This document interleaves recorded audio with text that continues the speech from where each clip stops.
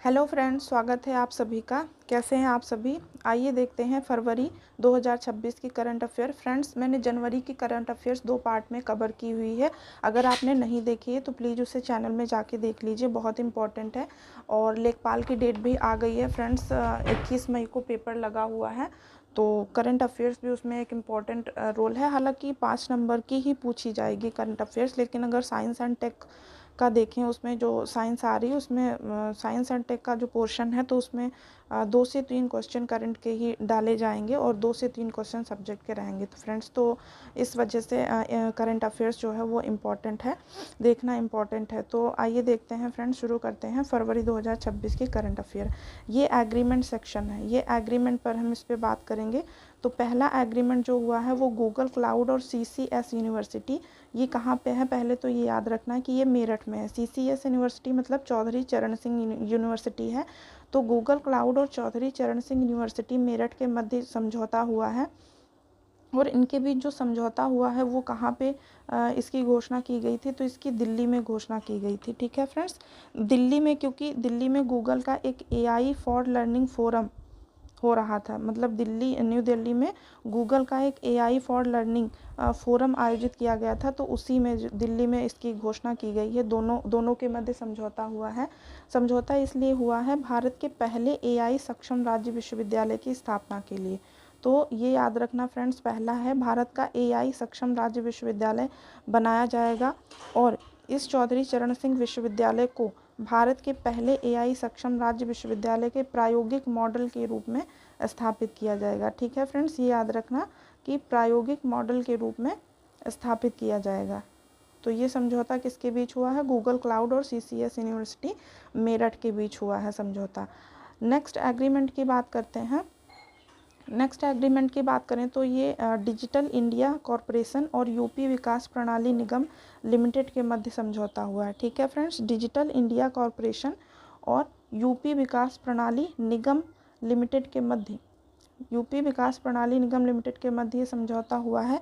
अगर समझौते की बात करें तो आपने सुना होगा कि एक इंडिया AI मिशन चल रहा है, तो उसी के तहत ये समझौता हुआ है। मतलब इंडिया AI मिशन के तहत उत्तर प्रदेश में AI इकोसिस्टम को, ये मैंने जनवरी में भी बताया था कि उत्तर प्रदेश अपना AI इकोसिस्टम को मजबूत करने के लिए ये डिजिटल इंडिया कॉरपोरेशन और उत्तर प्रदेश विकास निगम प्रणाली के मध्य समझौता कर रहा है। मतलब AI इकोसिस्टम और AI इकोसिस्टम को मजबूत करने के लिए कौन? उत्तर प्रदेश राज्य ये समझौता किया है। तो इसमें यूपी में 65 डेटा और AI लैब्स स्थापित किए जाएंगे। ठीक है फ्रेंड्स, और ये कहाँ पे समझौता हुआ है? तो याद रखना, ये लखनऊ में समझौता हुआ है। तो इसके तहत यूपी में 65 डेटा और AI लैब्स स्थापित किए जाएंगे। नेक्स्ट एग्रीमेंट की बात करते हैं आगे। भारत और भारत और USA की बात करें तो भारत और USA के मध्य अंतरिम व्यापार समझौता भी हुआ है। भारत और USA के मध्य ये फरवरी 2026 में हुआ है। ठीक है फ्रेंड्स, भारत और USA के मध्य अंतरिम व्यापार समझौता हुआ है। इसमें क्या किया गया है? टैरिफ मतलब 50% पहले लगाया था, अब कितना बचा है? अब ये सिर्फ 18% कर दिया गया है। मतलब पहले 25% नॉर्मल टैरिफ लगाया था USA ने इंडिया पर, उसके बाद 25% का दंडात्मक लगा दिया था। ठीक है, 25% का दंडात्मक लगा दिया था। इसकी बात मैंने बजट में की हुई है, बजट जब पढ़ाया था उसमें की थी। 25% दंडात्मक टैरिफ लगाया था क्योंकि ये रूस से जो है इंडिया तेल खरीदता था ना, तो उसके लिए जो है 25% एक्स्ट्रा यानी दंडात्मक टैरिफ लगा दिया था। तो अब ये 50% से घटाकर कितना टैरिफ कर दिया है?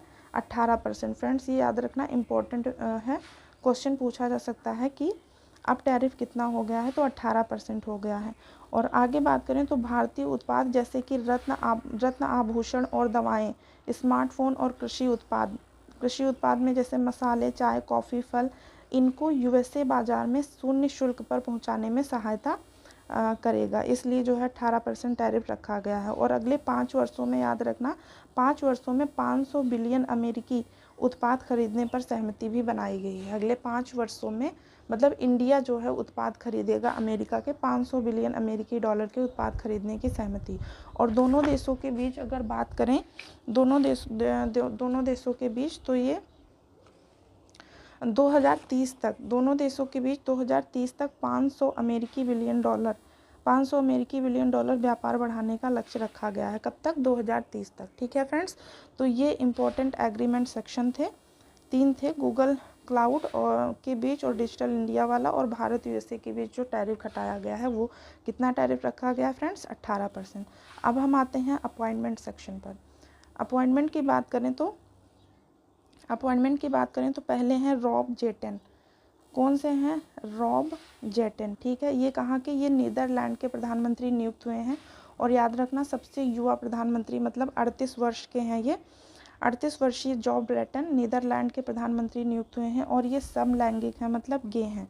ठीक है, समलैंगिक हैं, 38 साल के, और नीदरलैंड के प्रधानमंत्री नियुक्त हुए हैं। रॉब जेटन, याद रखना, रॉब जेटन नीदरलैंड के प्रधानमंत्री बने हैं। अगर फ्रेंड्स आप न्यूज़ देखते होंगे, डेली न्यूज़पेपर पढ़ते होंगे, तो आपको अगर 2-3 बार रिवाइज़ करेंगे तो वैसे ही याद हो जाएगा। हर चीज़ में ट्रिक लगाने की जहाँ पे सही लगेगा वहाँ पे मैं बता दूँगी। तो ये जॉब जेटन याद रखना, जॉब जेटन कहाँ के बने हैं? नीदरलैंड के। ठीक है फ्रेंड्स, और ये सनाए तकाइची मतलब तकाइची, ये जापानी जैसा नाम भी लगता है। तो सनाए तकाइची कहाँ के बने हैं? ये जापान के प्रधानमंत्री बने हैं, और ये पहली महिला प्रधानमंत्री है। तो ये फ्रेंड्स बहुत इंपॉर्टेंट है।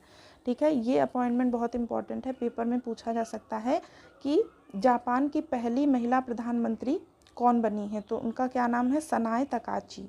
ठीक है, सनाए तकाइची बनी है, जापान की पहली महिला प्रधानमंत्री बनी है, ये याद रखना।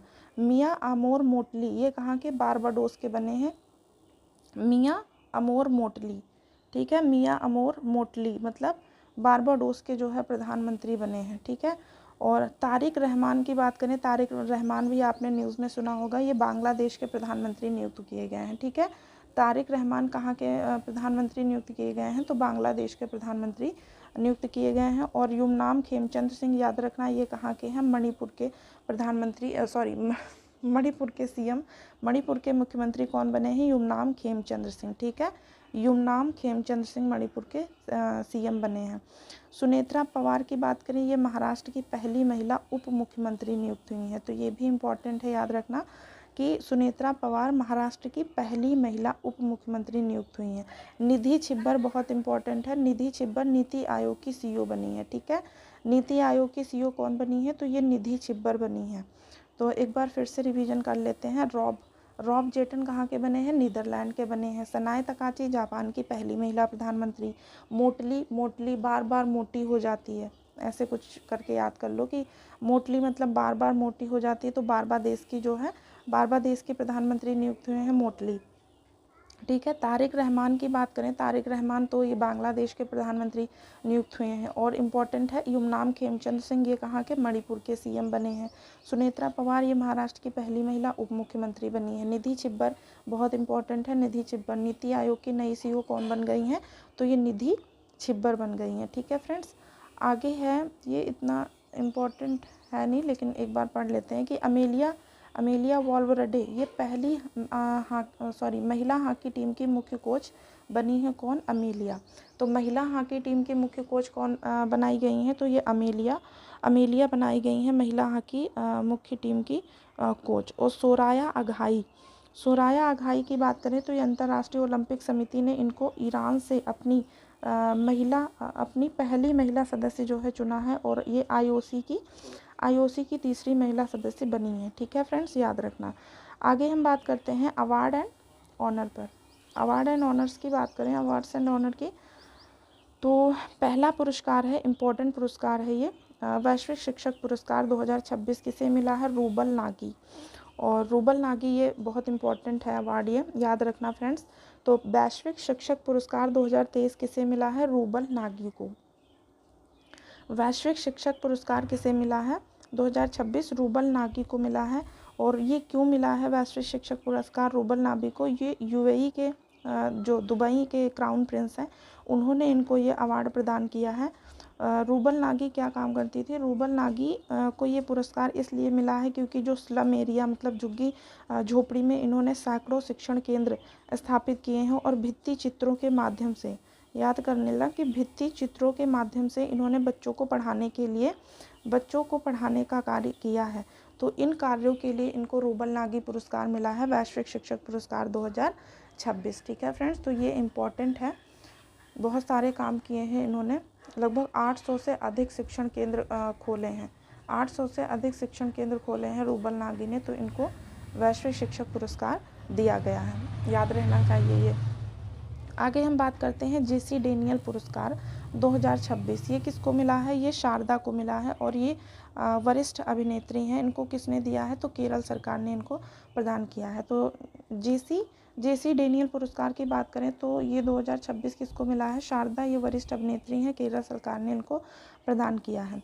स्वच्छता पंखवाड़ा की बात करें, स्वच्छता पंखवाड़ा, तो स्वच्छता पंखवाड़ा पुरस्कार 2025 ये पारादीप बंदरगाह को मिला है। ये फ्रेंड्स इंपॉर्टेंट है, याद रखना। ठीक है, स्वच्छता पंखवाड़ा पुरस्कार 2025 कौन से बंदरगाह प्राधिकरण को मिला है? तो पारादीप बंदरगाह प्राधिकरण को मिला है। ठीक है फ्रेंड्स, पारादीप बंदरगाह प्राधिकरण को ये अवार्ड मिला है, स्वच्छता पंखवाड़ा पुरस्कार। किसको? पारादीप बंदरगाह प्राधिकरण, PPA। ठीक है, फिर हम बाफ्टा अवार्ड हमने देखा, मतलब बाफ्टा अवार्ड भी अभी सुना था, क्योंकि एक फ़िल्म है, इंडियन फ़िल्म है मणिपुर की, बूंग है ना, बूंग फिल्म है, उसको तो पहली भारतीय फिल्म बनी है जो बाफ्टा अवार्ड में जो है नॉमिनेट हुई है, नामित हुई है। तो ये याद कर लेते हैं। 79 कौन से नंबर के अवार्ड थे? पहले तो ये याद रखना है। तो 79, एक कम 79, तो बाफ्टा अवार्ड 79 नंबर के हैं। अगर हम इसमें बात करें सर्वश्रेष्ठ फिल्म की, तो सर्वश्रेष्ठ फिल्म कौन सी है? One battle after another. कौन सी सर्वश्रेष्ठ फिल्म है? सर्वश्रेष्ठ फिल्म है वन बैटल आफ्टर अनदर। अगर निर्देशक की बात करें तो किसको मिला है? पॉल थॉमस एंडरसन को मिला है। निर्देशक अभिनेता की बात करें तो रॉबर्ट अरामायो को मिला है, रॉबर्ट अरामायो को। और मुख्य अभिनेत्री की बात करें तो जेसी बैकलो को मिला है, ये हैमनेट की हैं। ठीक है, हैमनेट की ये अभिनेत्री हैं। हैमनेट जो फिल्म है इसको भी अवार्ड मिल चुका है, ये मैंने जनवरी में बताया हुआ था कि हैमनेट को कौन सा अवार्ड मिला है। तो हैमनेट फिल्म की अभिनेत्री हैं जेसी बकले, इनको मिला है। अभिनेता रॉबर्ट अरामायो है, निर्देशक है पॉल। तो याद रख लेना इसको ऐसे, जेसी पाल रॉबर्ट। पाल निर्देशक हो गए, जस्सी पाल नाम, मतलब उस तरह से कर लो शॉर्ट में, जस्सी पाल रॉबर्ट। तो जस्सी कौन है? जेसी है अभिनेत्री, अभिनेता कौन है? रॉबर्ट, और निर्देशक कौन हुए? पाल। और सर्वश्रेष्ठ फिल्म कौन हुई? तो वन बैटल आफ्टर अनदर। कौन सी? One battle after another.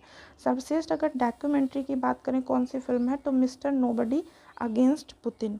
ठीक है, सर्वश्रेष्ठ डॉक्यूमेंट्री की बात करें तो मिस्टर नोबडी अगेंस्ट पुतिन।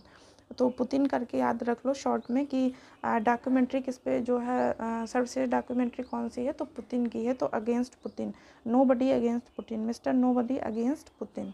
तो ये याद कर लो। और जो मणिपुर की जो फिल्म है बूंग, क्या नाम है? बूंग। मणिपुर की जो फिल्म है जो इसमें नामित हुई है, तो बूंग उसका नाम है। बूंग के अगर निर्देशक की बात करें तो लक्ष्मी प्रिया देवी हैं। कौन है? लक्ष्मी प्रिया देवी हैं,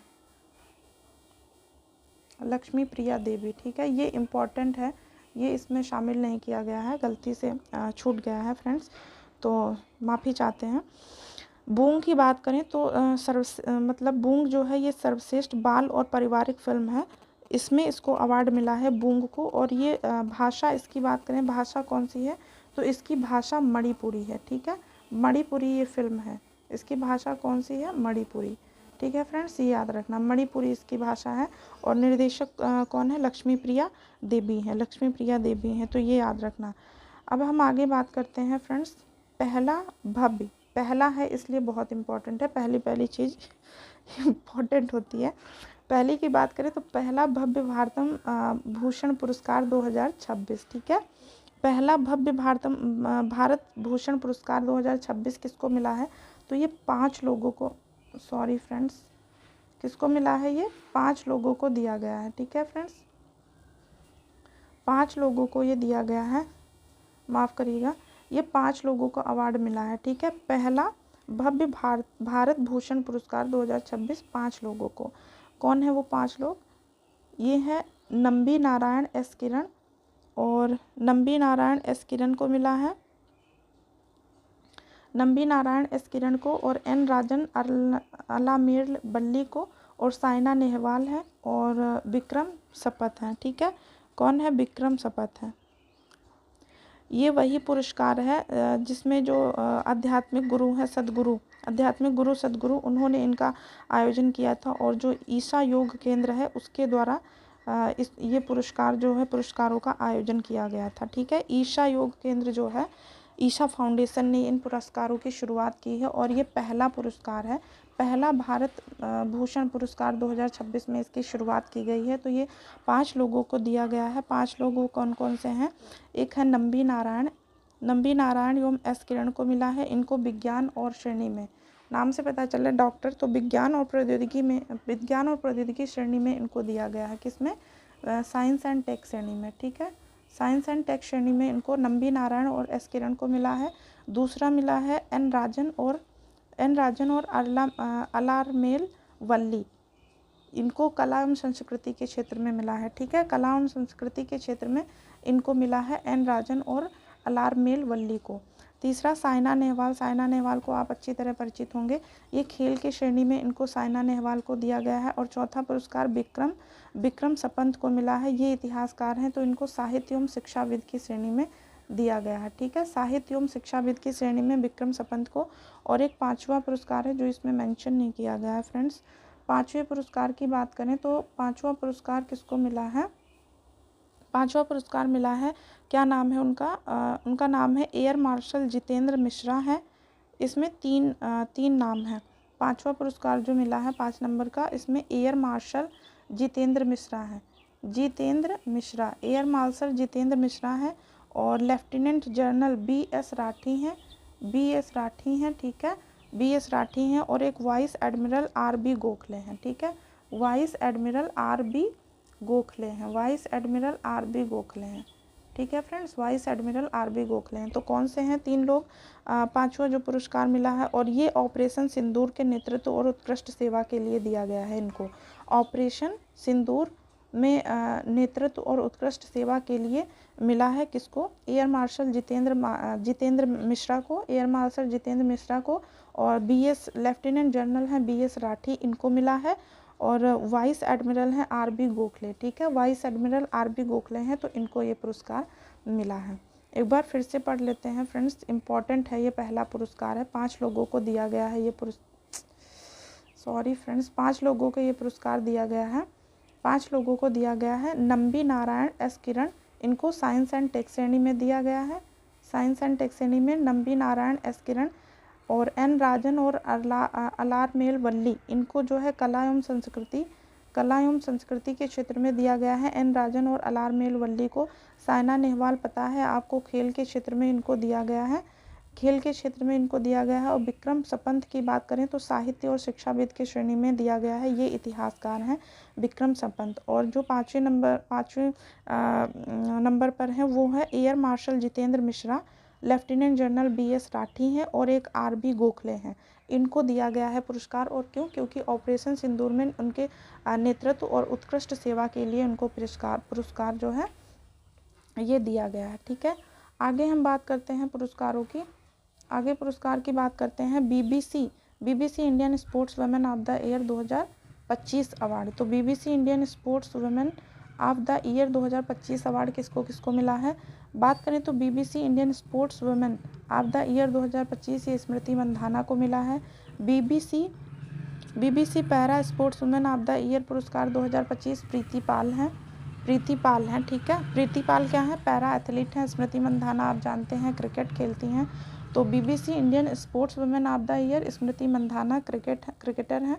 और BBC para Indian sports women of the year पुरस्कार 2025 ये प्रीति पाल, ये क्या है? पैरा एथलीट हैं। और BBC इमर्जिंग प्लेयर में कौन है? Emerging player of the year 2025 ये कौन है? ये दिव्या देशमुख है। ये क्या है? शतरंज खेलती हैं दिव्या देशमुख। तो इमर्जिंग प्लेयर में किसको मिला है? दिव्या देशमुख को मिला है। पैरा प्लेयर में किसको मिला है? पैरा इंडियन स्पोर्ट्स वुमेन में प्रीति पाल, और Indian sportswoman BBC India Smriti Mandhana. और लाइफ टाइम अचीवमेंट अवार्ड की बात करें तो अंजलि भागवत को मिला है। ये क्या है? ये निशानेबाज हैं। लाइफ टाइम अचीवमेंट अवार्ड की बात करें तो किसको मिला है? अंजलि भागवत को। ठीक है, ये निशानेबाज हैं। लाइफ टाइम अचीवमेंट अवार्ड किसको? अंजलि भागवत को। तो याद रखना, ये भी इम्पॉर्टेंट है फ्रेंड्स। अब हम बात करते हैं बुक्स एंड ऑथर्स पर। बुक्स एंड ऑथर्स की बात करें तो Atal Bihari Vajpayee the eternal statement, Atal Bihari Vajpayee the eternal statement की बात करें तो इसके लेखक कौन है? विजय गोपाल हैं। कौन लेखक है? गोपाल नहीं है फ्रेंड्स, गोयल है, विजय गोयल। माफ़ करिएगा, ये त्रुटि हो गई है, विजय गोयल हैं। कौन है फ्रेंड्स? विजय गोयल। ठीक है, विजय गोयल हैं ये। तो बुक्स एंड ऑथर्स की बात करें तो कौन सी पुस्तक है? इंपॉर्टेंट पुस्तक है ये फ्रेंड्स, अटल बिहारी वाजपेयी इटर्नल स्टेटमेंट। इसके लेखक हैं विजय गोयल, विजय गोयल हैं इसके लेखक। और विमोचन किसने किया था? विमोचन सीपी राधाकृष्णन ने किया था। ठीक है, उपराष्ट्रपति सीपी राधाकृष्णन ने इसका विमोचन किया था। आगे हम बात करते हैं for star of destiny and autobiography. ये एक संस्मरण है, इसके लेखक हैं जनरल मनोज मुकुंद नरवणे। ये इम्पोर्टेंट पुस्तक बहुत है। कौन सी पुस्तक है? फॉर स्टार, पुस्तक है four star of destiny autobiography. Four star of destiny autobiography ये किसकी पुस्तक है? ये है जनरल मनोज मुकुंद नरवणे की, और ये एक संस्मरण है। इसका प्रकाशन किया था पेंगुइन रैंडम हाउस इंडिया ने। आगे हम बात करते हैं days and theme. Important days कौन कौन से हैं? तो शहीद दिवस की बात करें तो शहीद दिवस ये 30 जनवरी को मनाया गया है। इस दिन गांधी जी की हत्या हुई थी। शहीद दिवस किस दिन होता है? शहीद दिवस होता है 30 जनवरी को, तो जो कि गांधी जी की हत्या की याद दिलाता है। तो शहीद दिवस मनाया जाता है 30 जनवरी को। विश्व आर्द्रभूमि दिवस की बात करें तो 2 फरवरी को। हाल ही में 2 आर्द्रभूमियाँ शामिल हुई थी। आप हमें कमेंट सेक्शन में उनके नाम लिखकर बताइए कि वो कौन सी 2 नई आर्द्रभूमियाँ शामिल हुई हैं। तो विश्व आर्द्रभूमि दिवस की बात करें तो विश्व आर्द्रभूमि दिवस कब मनाया जाता है? 2 फरवरी को मनाया जाता है विश्व आर्द्रभूमि दिवस। विषय क्या रखा गया है? Wetlands and tradition knowledge celebrating cultural heritage. ठीक है, विषय क्या रखा गया है आर्द्रभूमि का? Wetlands and tradition knowledge celebrating cultural heritage. ठीक है फ्रेंड्स, ये याद रखना इसका विषय 2026 का। आगे हम बात करते हैं विश्व कैंसर दिवस। ये 4 फरवरी को मनाया जाता है। विश्व कैंसर दिवस किस दिन मनाया जाता है? विश्व कैंसर दिवस जो मनाया जाता है वो 4 फरवरी को मनाया जाता है। इसकी थीम क्या रखी है? United by unique. ठीक है, इसकी थीम रखी गई है यूनाइटेड बाई यूनिक, और ये 2025 से 2027 तक इसकी थीम रहेगी। तो विश्व कैंसर दिवस 4 फरवरी को, थीम है यूनाइटेड बाई यूनिक। विश्व दलहन दिवस की बात करें तो 10 फरवरी को। विश्व दलहन दिवस कब होता है? 10 फरवरी को। इसकी थीम क्या है? विश्व की दलहन सादगी से उत्कृष्टता की ओर।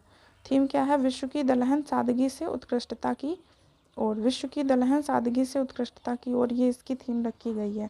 तो विश्व कैंसर दिवस 4 फरवरी, विश्व दलहन दिवस 10 फरवरी को मनाया जाता है। विश्व यूनानी दिवस की बात करें तो 11 फरवरी को होता है। विश्व रेडियो दिवस 13 फरवरी को, और विश्व रेडियो दिवस कब मनाया जाता है? 13 फरवरी को मनाया जाता है। और राष्ट्रीय महिला दिवस भी 13 फरवरी को मनाया जाता है। पता है कि सरोजनी नायडू के उपलक्ष्य में ये राष्ट्रीय महिला दिवस मनाते हैं, और इनको नाइटिंगेल्स ऑफ इंडिया बोला जाता है। सरोजनी नायडू को क्या बोला जाता है? Nightingales of India.